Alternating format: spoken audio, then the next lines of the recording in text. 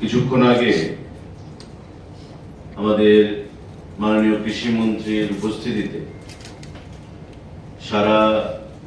রাজ্যের BDO, SDM, panchayat সমিতির chairman, আমাদের কৃষি দপ্তরের বিভিন্ন আধিকারিক, খাদ্য দপ্তরের বিভিন্ন আধিকারিকদের সঙ্গে ভিডিও কনফারেন্সের মাধ্যমে আমরা সিদ্ধান্ত গ্রহণ করেছি যে এবারকার রবি মরশুমে কৃষকদের কাছ থেকে সহায়ক মূল্যে যে ধান আমরা ক্রয় করব সেটা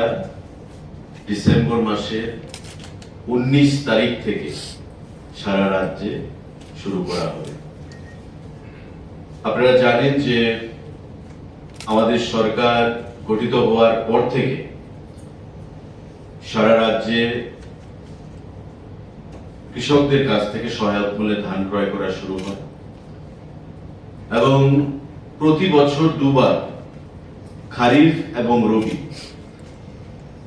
দুবার বছরে সারা রাজ্যব্যাপী কৃষকদের কাছ থেকে সহায়ক মূল্যে ধান ক্রয় আমরা কন্টিনিউ রেখেছি এবং আমরা দ্ব্যর্থহীন ভাষায়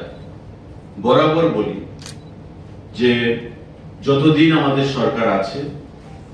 বছরে দুবার খারিফ এবং রবি সিজনে কৃষকদের কাছ থেকে এই ধান ক্রয় করা আমাদের জারি থাকবে, আমরা চালিয়ে যাব। এবারও রাজ্য সরকারের এই সিদ্ধান্ত মোতাবেক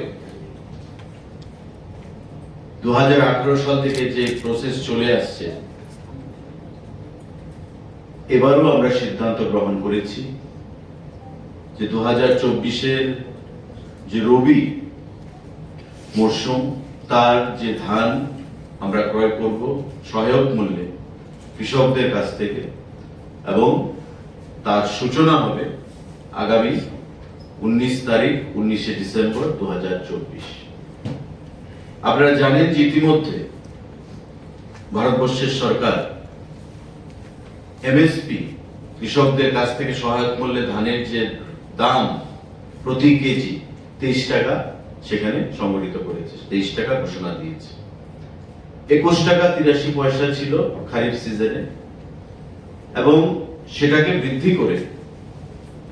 এখন সেই অর্থ হয়েছে প্রতি কেজি 23 টাকা এবং প্রতিবারই আপনারা দেখবেন 1 টাকা 1.5 টাকা করে প্রতি বছর সেই দাম বৃদ্ধি পাচ্ছে। বছরে দুবার ধান ক্রয় হচ্ছে, প্রতিবারই যে এমএসপি সেই এমএসপি বৃদ্ধির ঘোষণা কেন্দ্রীয় সরকার দিচ্ছে এবং রাজ্য সরকার সেটা আমরা সারা রাজ্যে কৃষকদের কাছ থেকে ধান ক্রয়ের মাধ্যমে আমরা পালন করছি। গত খারিফ সিজনে আমরা ধান ক্রয় করেছিলাম এবং সারা রাজ্য থেকে 16,000 মেট্রিক টন ধান আমরা ক্রয় করতে পেরেছিলাম। এবার আপনারা জানেন যে ভয়াবহ বন্যার কবলে পড়েছে রাজ্য গত আগস্ট মাসে এবং কৃষকের যে ধান সারা রাজ্যে মাঠে ছিল তার ব্যাপক ক্ষয়ক্ষতি হয়েছে। রাজ্যের মন্ত্রী পরিষদের একজন সদস্য হিসাবে আমি মাননীয় মুখ্যমন্ত্রীকে ধন্যবাদ জানাচ্ছি, মাননীয় কৃষি মন্ত্রীকে ধন্যবাদ জানাচ্ছি এবং কৃষি দপ্তরকে ধন্যবাদ জানাচ্ছি যে ভয়াবহ বন্যার কবল থেকে পরিত্রাণ দেওয়ার জন্য কৃষকদেরকে কৃষি দপ্তরের তরফ থেকে সেখানে আর্থিকভাবেও সেখানে সহায়তা প্রদান করা হয়েছে।